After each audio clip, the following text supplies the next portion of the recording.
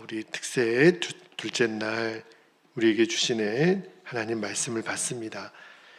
갈라디아서 6장 14절 한 절 말씀만 우리가 받도록 하겠습니다. 우리 같이 읽겠습니다. 시작. 그러나 내게는 우리 주 예수 그리스도의 십자가 외에 결코 자랑할 것이 없으니 그리스도로 말미암아 세상이 나를 대하여 십자가에 못 박히고 내가 또한 세상을 대하여 그러하니라. 아멘. 자, 하나님 말씀입니다. 자, 오늘 올해 고난주간 이제 둘째 날입니다. 설교 제목이 자아가 죽은 사람은 뭘 보면 아는가 이렇게 했는데, 원래는 사도 바울이 고백했던 나는 날마다 죽노라 그 표현을 제목으로 하려다가 여러분이 좀 주제를 더 명확하게 기억하셨으면 좋을 것 같아서 자아가 죽은 사람은 뭘 보면 아는가 이렇게 제목을 정하고 말씀을 나누겠습니다. 여러분, 이번 주간이 고난주간이잖아요. 고난주간의 핵심은 예수님이 십자가 복음을 통해서 우리를 다시 살리시고, 그리고 우리가 하나님의 자녀가 되는 권세를 마음껏 누리는 주간이에요. 여러분이 꼭 그 은혜가 있기를 축복합니다. 그러나 중요한 것은 우리가 복음으로 구원을 받았지만 복음을 그냥 한번 듣고 지나가서는 안 됩니다. 그 예수님의 십자가 복음이 내 삶에서 누려져야 돼요. 거기까지 가야 됩니다. 여러분, 우리가 계속해서 지금 예수님의 십자가, 나의 십자가 주제로 말씀을 나누고 있는데, 내가 예수님과 함께 십자가에서 죽었고 또 예수님의 생명으로 산다, 이거는요 옛날에 그런 적이 있었다, 한 번으로 끝날 문제가 아닌 거예요.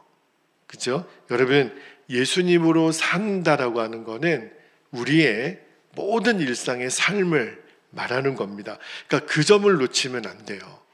그러면 우리가 나는 죽고 예수를 사는 그 십자가 복음의 진리가 경험이 안 됩니다. 여러분, 사도 바울이 굉장히 의미심장한 고백을 했던 말씀이, 자, 고린도전서 15장 31절 말씀을 좀 볼게요. 고린도전서 15장 31절에 보면 바울이 이렇게 고백합니다. 형제들아, 내가 그리스도 예수 우리 주 안에서 가진 바 너희에 대한 나의 자랑을 두고 단언하노니, 자, 뭐라 그랬냐면 나는 날마다 뭐 한다고요? 죽노라. 근데 저는요, 요 표현 있잖아요, 나는 날마다 죽노라, 요 표현이 처음에는 잘 이해가 안 됐어요. 왜냐하면 여러분, 그 문법적으로 나는 날마다 죽노라, 그러면 이 사람은 살아있는 거예요? 죽은 거예요? 잘 보면 꼭 아침에 일어나면 살다가 밤에 잠들면 죽는 것 같고, 매일 살았다 죽었다를 반복한다는 뜻인가? 그죠? 그러니까 나는 날마다 죽노라 이 표현은 그럼 안 죽은 거네. 또 죽어야 되려면 다시 살아야 되니까. 그죠? 그래서 이 말씀이 저는 처음에는 잘 이해가 안 됐어요. 여러분은 나는 날마다 죽노라 이 표현이 이해가 되시나요? 자, 오늘 바울이 말했던 나는 날마다 죽노라 이 의미를 정확히 알아야 되는데, 제가 아까 오늘 설교 제목이 자아가 죽은 사람은 뭘 보면 아는가, 이 말은 우리 그리스도인들 중에 자아가 죽은 사람이 있고 아직 자아가 죽지 않은 사람이 있다는 거예요. 근데 두 사람의 삶이 너무 달라요. 여러분, 바울이 나는 날마다 죽노라 이 표현은요, 내가 예수님 안에서 죽고 예수님으로 사는 삶을 매 순간 누렸다는 거예요. 매 순간. 이게 핵심입니다. 여러분, 예수님으로 사는 것은 우리의 삶이어야 한다고 말씀을 드렸죠.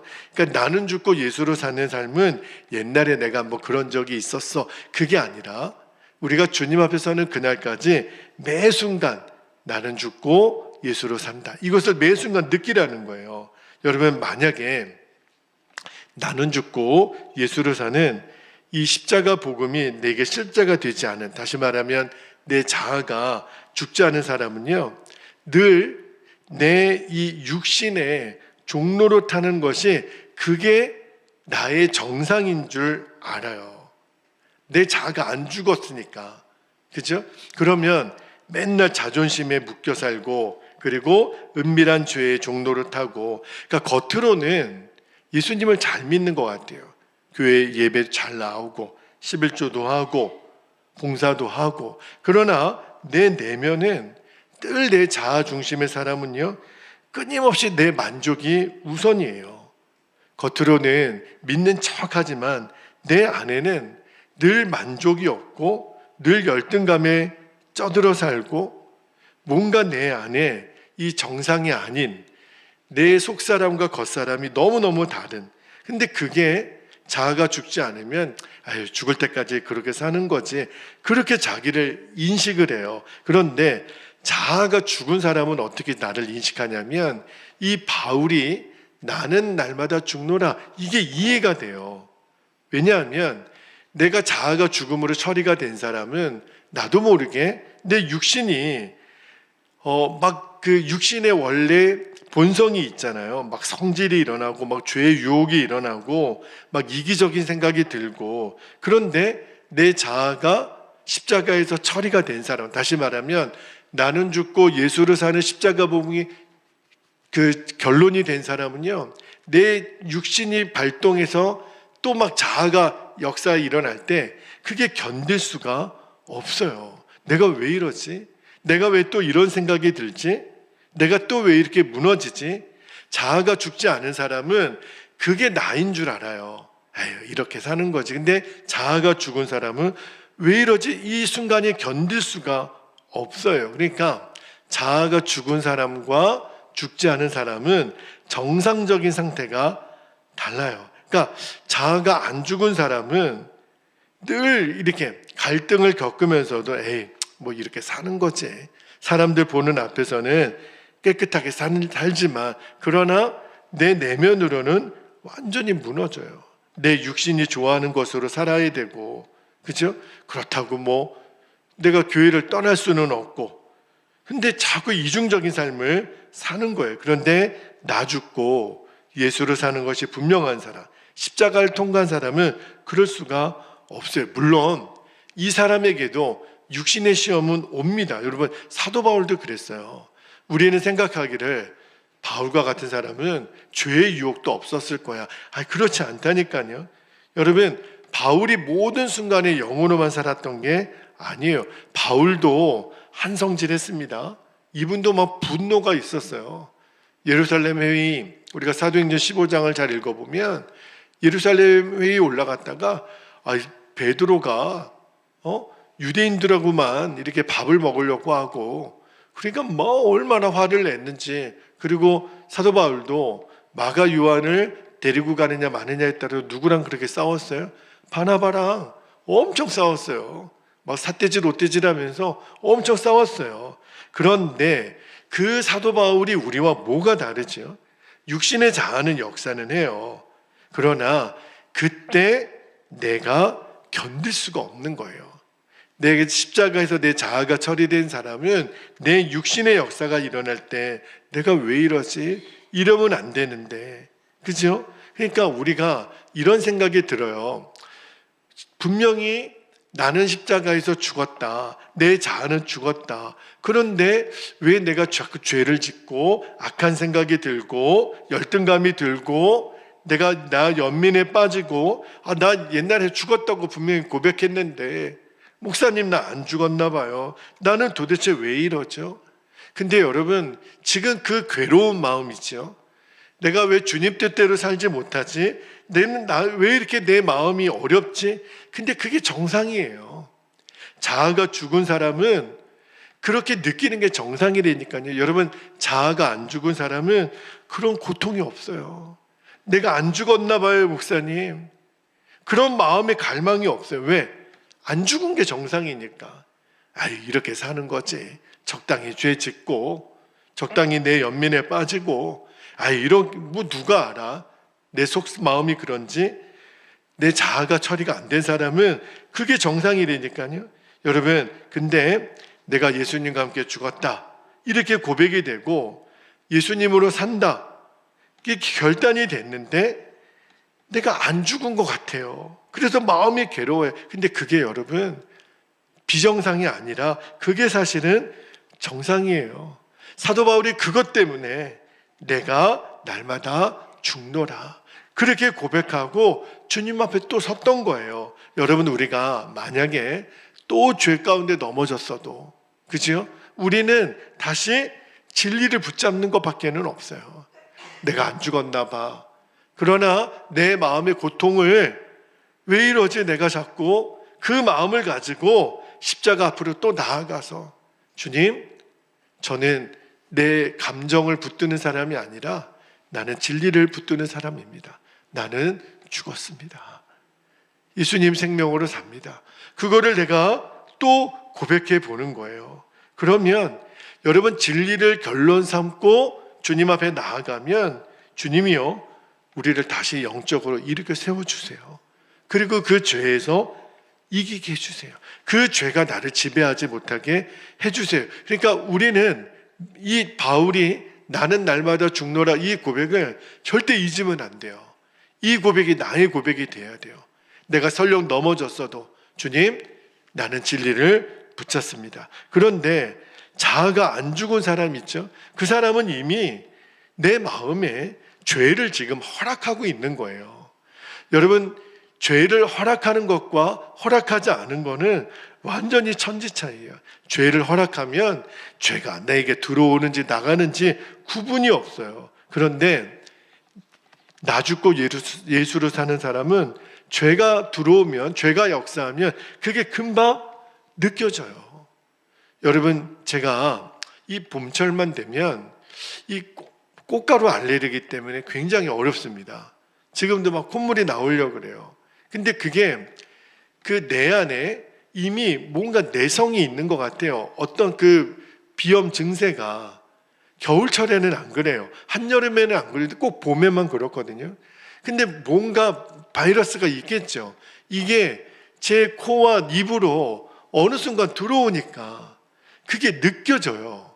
그러니까 재채기가 나오고 콧물이 나오고 눈이 따갑고 그렇거든요. 마찬가지로 내가 자아가 죽음으로 처리된 사람은 이렇게 죄의 바이러스가 들어올 수 있어요.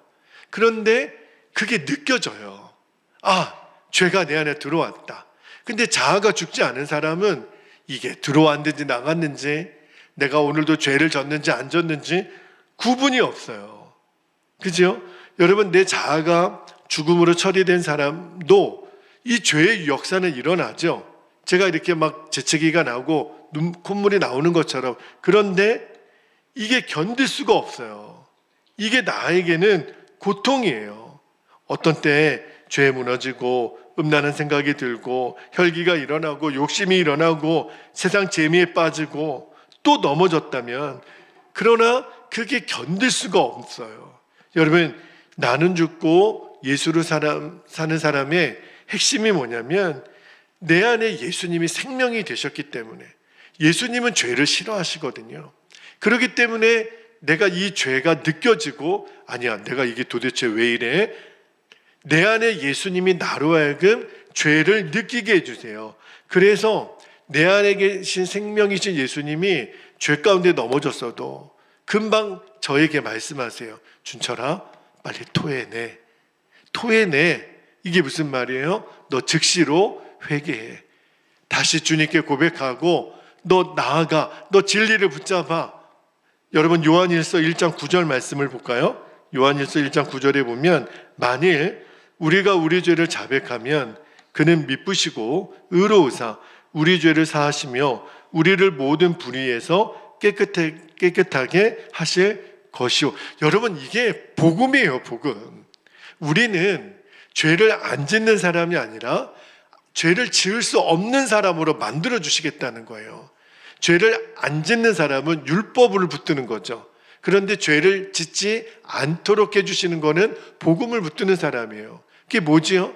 내 안에 죄의 역사가 들어올 때 금방 알게 돼요. 왜? 예수님이 내 생명이시니까. 그래서 예수님이 금방, 야 이놈 빨리 토해내. 너 이런 생각, 너 지금 도대체 이게 뭐야?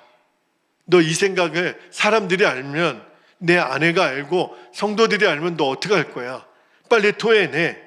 여러분, 나 죽고 예수를 사는 사람은요, 죄를 짓게 되거나 또는 생각만 해도요, 견딜 수가 없어요. 이거 토해내지 않으면 견딜 수가 없어요. 근데 이런 생각 자체가 안 들면 뭐죠? 아직도 나는 죽고 예수를 사는 십자가 복음이 내 안에 결론이 아닌 거예요. 여러분, 정말 나는 죽고 예수를 사는 사람은 견딜 수가 없어요. 물론 잠깐은 그 죄가 나를 공격하고 내가 넘어질 수는 있지만 나를 완전히 사로잡지 못합니다. 왜? 내 안에 예수님이 생명으로 완전히 되어 있으니까. 그래서 한동안은요, 내가 살아있는 것 같고 어떤 때는 죽은 것 같고 살아있는 것 같고 죽은 것 같고 도대체 누가 진짜 난가?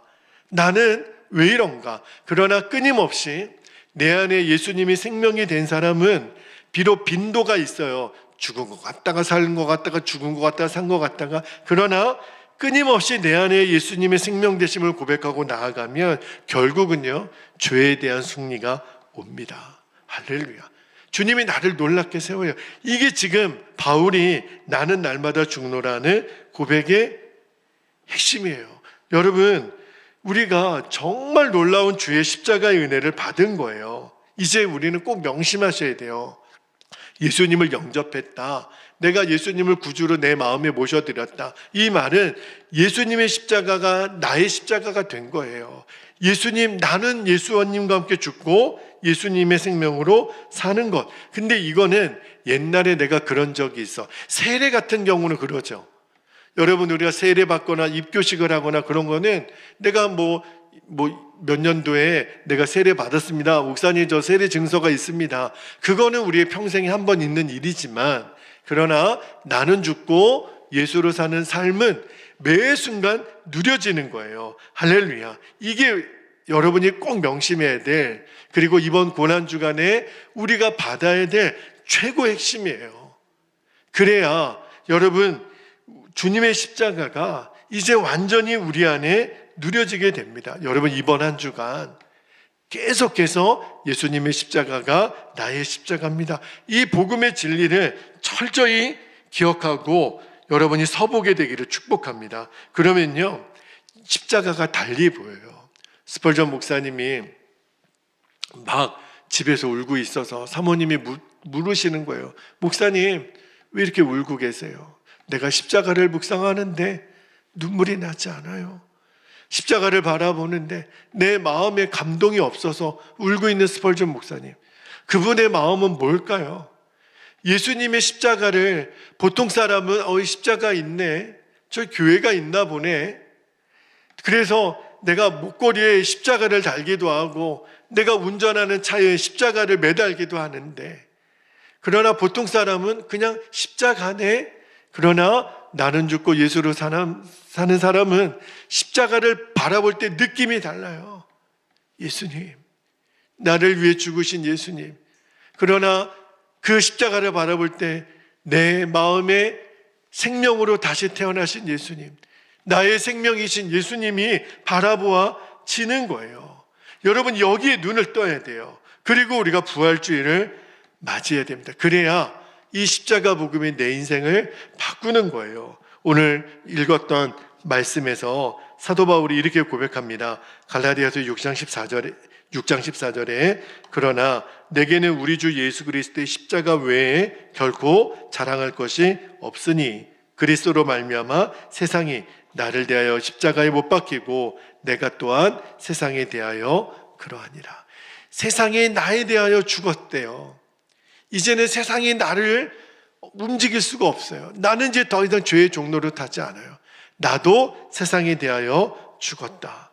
여러분, 이 바울이 지금 말하고자 하는 나는 죽고 예수를 사는 십자가의 은혜를 지금 계속 이어져야 된다는 것을 말하는 거예요. 나는 예수 그리스도의 십자가밖에는 자랑할 게 없다. 바울이 나는 죽고 예수로 살아보니까 내가 내린 결론은 예수님의 십자가밖에 없는 거예요. 내 자랑은 오직 예수님의 십자가. 예수님이 역사하시는 삶을 산다는 비밀이 바로 여기 있는 거구나. 내가 사는 인생이 아닌 거예요. 이제부터는 예수님이 나를 이끄시는 삶을 사는 것뿐이구나. 여러분, 나는 죽고 예수로 사는 삶을 살게 되면 우리 인생에 변화가 없을 수가 없어요. 내 삶에 영향이 안 미칠 수가 없는 거예요. 만약에 예수님을 믿었다고 하는데, 내가 예수님을 영접하고 했다고 하는데 내 삶을 안 바뀌었다. 여러분, 나를 바꾸지 못하는 복음은 복음이 아닙니다. 그지요? 복음을 알았다면, 복음을 믿었다면 내 삶이 안 바뀔 수가 없어요. 그거는요, 이상한 복음이에요. 정확한 복음을 믿고 있는 게 아닌 거죠. 여러분, 내가 예수님을 진짜 믿었는지 아니면 아닌지, 내가 십자가를 정말 아는 건지 아닌지는 뭘 보면 아냐면 그의 삶의 변화를 보면 알아요. 그래서 사도 바울이 사도행전에 3번이나 내가 예수님 믿기 전에는 이런 사람이었는데 다메섹 도상에서 예수님을 만났고 나는 이렇게 바뀌었습니다. 그러니까 십자가 복음을 정확히 아는 사람은 간증이 있어요. 이랬던 내가 이렇게 달라졌습니다. 비포 나와 애프터 나가 다른 거예요. 간증이 있는 거예요. 그 사람이 진짜 예수 믿는 사람인 거예요. 여러분, 복음은 나를 바꿔냅니다. 그죠? 내가 알고 내 주변에 있는 사람들이 다 압니다. 뭘 말하는 거죠? 그것은 삶을 말하는 거예요. 물론 우리는 계속해서 진리를 입으로 고백하라 그랬죠. 제가 주일날 여러분 복음을 알고 그 다음에 믿고 누리라 그랬어요. 누리라라고 하는 거는 고백하라, 노래하다. 나는 죽었습니다. 맞은철은 죽었습니다. 예수님이 맞은철의 생명이십니다. 이거를 계속 부르라는 거예요. 그 고백이 있어야 되고, 결국은 그러나 우리는 완전한 순종으로 주님께 나를 드리라 그랬어요.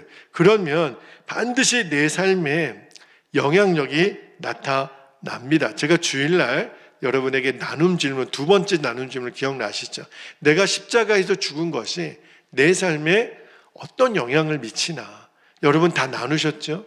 저는 열등감에 대한 부분을 나눴어요. 예수님의 십자가에서 나의 죽음을 보지 못했을 때는 늘 열등감에 저는 쪄들어 살았거든요.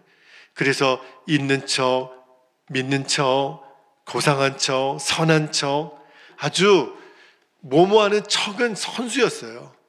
그런데 그게 무슨 의미가 있겠어요?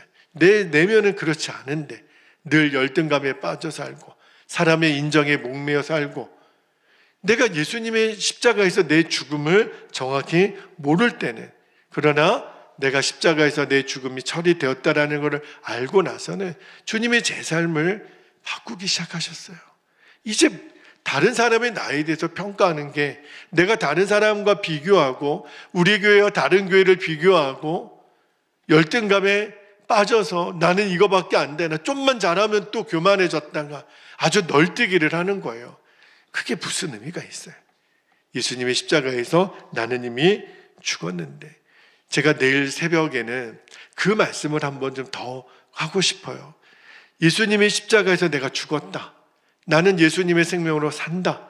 그래서 and then 나는 어떻게 되는 거지? 나의 삶에 어떤 영향력이 미치는 거지?